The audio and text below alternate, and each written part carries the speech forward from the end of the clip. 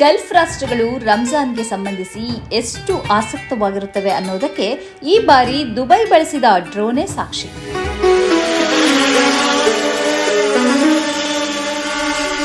ರಂಜಾನಿನ ಬಾಲಚಂದ್ರವನ್ನ ವೀಕ್ಷಿಸುವುದಕ್ಕಾಗಿ ಇದೇ ಮೊದಲ ಬಾರಿ ಕೃತಕ ಬುದ್ಧಿಮತ್ತೆ ಚಾಲಿತ ಡ್ರೋನ್ ಅನ್ನ ಯುಎಇ ಬಳಸಿದೆ.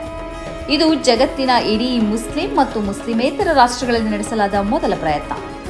ಚಂದ್ರನ ವೀಕ್ಷಣೆಯ ನಿಖರತೆಯನ್ನ ಹೆಚ್ಚಿಸುವುದಕ್ಕೆ ಇದರಿಂದ ಸಾಧ್ಯವಾಗಿದೆ ಎಂದು ಹೇಳಲಾಗಿದೆ. ಸಾಂಪ್ರದಾಯಿಕ ವೀಕ್ಷಣೆಗಿಂತ ಹೊರತಾದ ಈ ತಂತ್ರಜ್ಞಾನ ಆಧಾರಿತ ವೀಕ್ಷಣೆಯು ಭಾರೀ ಪ್ರಶಂಸೆಗೂ ಪಾತ್ರವಾಗಿದೆ. ಇದೇ ವೇಳೆ ಸೌದಿಯ ತುಮೈರಿಯಲ್ಲಿ ಬಾಲಚಂದ್ರ ಕಂಡಿರುವುದಾಗಿ ದೃಢಪಟ್ಟಿದ್ದು, ಸೌದಿ ಸಹಿತ ಇಡೀ ಗಲ್ಫ್ ರಾಷ್ಟ್ರಗಳಲ್ಲಿ ಮಾರ್ಚ್ 1ರಂದು ರಂಜಾನ್ ಪ್ರಾರಂಭವಾಗಿದೆ. ರಂಜಾನ್ ಬಾಲಚಂದ್ರನನ್ನು ವೀಕ್ಷಿಸುವಂತೆ ದೇಶದ ಎಲ್ಲಾ ನಾಗರಿಕರೊಂದಿಗೂ ಸೌದಿಯ ಸುಪ್ರೀಂ ಕೋರ್ಟ್ ಆಹ್ವಾನವನ್ನು ನೀಡಿತ್ತು. ಸಾಮಾನ್ಯವಾಗಿ ಸೌದಿಯಲ್ಲಿ ತುಮೈರ್, ಅಲ್ ಹರೀಕ್, ಶಕ್ರಾ, ಹುತ್ತಾ, ಸುದೈರ್ ಮುಂತಾದ ಸ್ಥಳಗಳಲ್ಲಿ ಬಾಲಚಂದ್ರನನ್ನು ವೀಕ್ಷಿಸುವುದಕ್ಕಾಗಿ ಬೇಕಾದ ವ್ಯವಸ್ಥೆಯನ್ನ ಮಾಡಲಾಗಿದ್ದರೂ ಅಲ್ಲೆಲ್ಲ ಬಾಲಚಂದ್ರ ಕಂಡಿರಲಿಲ್ಲ. ಆಕಾಶದಲ್ಲಿ ಉದ್ದಕ್ಕೂ ಮೋಡ ಕವಿದಿರುವುದು ಇದಕ್ಕೆ ಕಾರಣವಾಗಿತ್ತು. ಆದರೆ ತುಮೈರ್ನಲ್ಲಿ ಆಕಾಶ ಶುಭ್ರವಾಗಿತ್ತು ಮತ್ತು ಬಾಲಚಂದ್ರ ವೀಕ್ಷಣೆಗೂ ಲಭ್ಯವಾಯಿತು.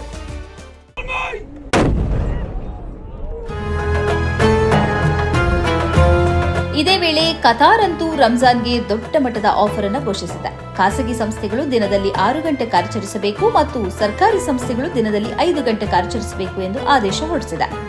ಹೀಗೆ ಖಾಸಗಿ ಸಂಸ್ಥೆಗಳಲ್ಲಿ ವಾರದಲ್ಲಿ 36 ಗಂಟೆ ಕೆಲಸದ ಸಮಯವಾದರೆ ಸರ್ಕಾರಿ ಕಚೇರಿಗಳಲ್ಲಿ ವಾರದಲ್ಲಿ 30 ಗಂಟೆ ಕೆಲಸದ ಸಮಯವಾಗಿರುತ್ತದೆ. ಬೆಳಗ್ಗೆ 9ರಿಂದ ಮಧ್ಯಾಹ್ನ 2 ಗಂಟೆಯವರೆಗೆ ಸರ್ಕಾರಿ ಕಚೇರಿಗಳು ತೆರೆದಿರಲೇಬೇಕು ಎಂದು ಕತಾರ್ ಆದೇಶ ಹೊರಡಿಸಿದೆ.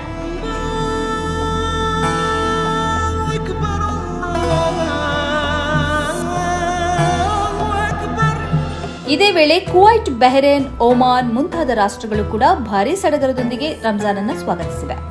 ಜನರ ಬದುಕಿನ ರೀತಿ ನೀತಿಗಳು ದಿನ ಬೆಳಗಾಗುವುದರೊಳಗೆ ಬದಲಾಗಿ ಬಿಟ್ಟಿವೆ. ದಿನಚರಿ ಬದಲಾಗಿದೆ. ಮಸೀದಿಗಳಿಗೆ ಜನರ ಆಗಮನದಲ್ಲೂ ಹೆಚ್ಚಳವಾಗಿದೆ.